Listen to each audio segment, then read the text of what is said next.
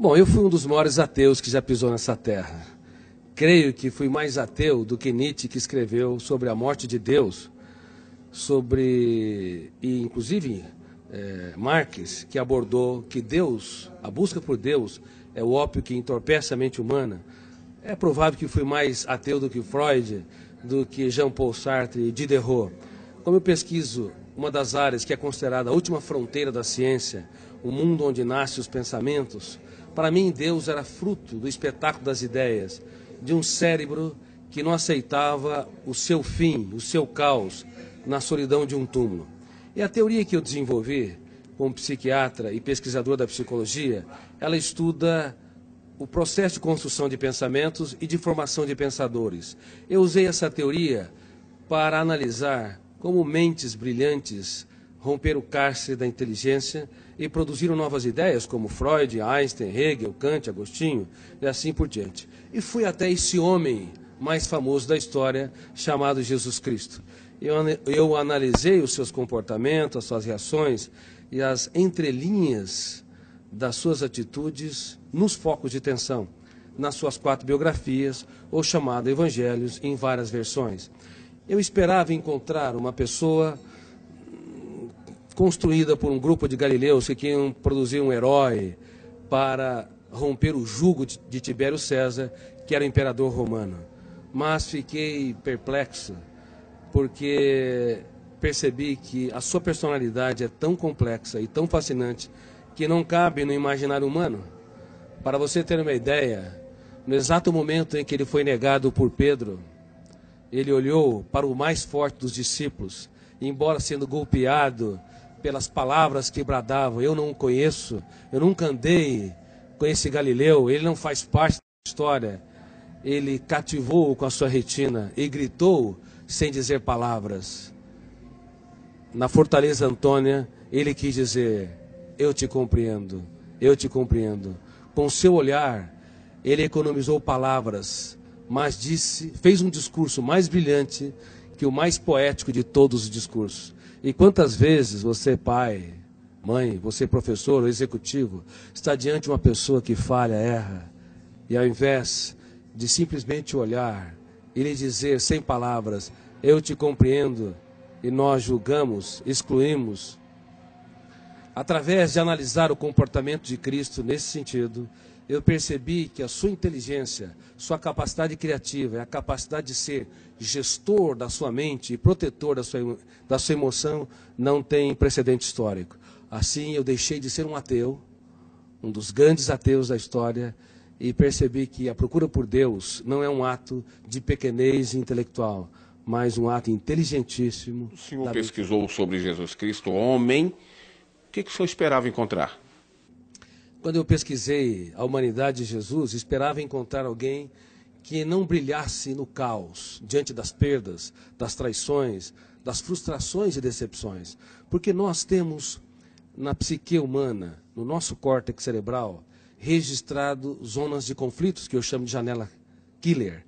Killer no inglês quer dizer assassino. Quando nós entramos numa janela killer, o volume de ansiedade é tão grande que bloqueia milhares de outras janelas e o eu não consegue encontrar informações para dar respostas inteligentes em situações estressantes. É por isso que nos primeiros 30 segundos de tensão, de ansiedade, os pais cometem os maiores erros na relação com os filhos, bem como os professores, os amigos e as pessoas que se amam, marido e esposa. Eu esperava encontrar alguém que não brilhasse no drama, no deserto, nas tempestades. Mas é impressionante, quando o mundo desabava sobre o homem Jesus, ele, ao invés de ser preso pelas janelas killers, ele abria as janelas da sua mente, olhava para a tempestade e via nela a chuva, uma oportunidade solene para cultivar. Enquanto que nós, muitas vezes, diante das perdas, decepções, diante das lágrimas, das injustiças e fracassos, recuamos. Ele não. Ele cultivava as flores e usava suas mãos nesse processo. Muitos querem a beleza das flores, mas não têm coragem de sujar as suas mãos para cultivá-la e irrigá-la. Exatamente. Ao analisar o comportamento de Jesus nas mais diversas situações em que ele se encontrou, eu fiquei cônscio que esse homem não cabe no imaginário humano. Somente alguém que é sobre-humano, filho de Deus, poderia ter as reações que teve nos mais dramáticos estímulos estressantes. Veja bem, no ato da traição, era de se esperar que ele fosse golpeado pelas zonas de conflito do medo ou da raiva, agredisse o seu traidor, ou se punisse e se achasse o mais derrotado dos seres humanos, porque foi traído pelo mais culto, o mais sereno, o mais tranquilo dos discípulos, Judas Iscariotes. Mas, ao invés de se punir ou punir o outro, ele olhou para o seu traidor e teve a coragem de dizer: amigo, para que vieste? Nunca na história um traidor tratou com tanta... Na história, um traidor foi tratado com tanta dignidade pela pessoa traída, indicando que Jesus não tinha medo, na verdade, de ser frustrado ou decepcionado. Ele tinha medo de perder um amigo. O que nos leva a compreender, do ponto de vista psiquiátrico, psicológico e sociológico, que um grande educador é aquele que aposta tudo que tem naqueles que pouco têm.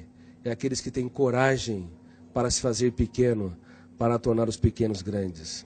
E como eu digo no meu livro, Mentes Brilhantes, Mentes Treinadas, não é possível ter uma mente brilhante se nós não treinarmos a nossa criatividade, as habilidades da nossa psique, como a solidariedade, a capacidade de se colocar no lugar dos outros, a capacidade de investir naqueles que nos frustram, a capacidade de transformar as perdas numa oportunidade excelente para os melhores ganhos e de usar as nossas lágrimas para desenvolver sabedoria.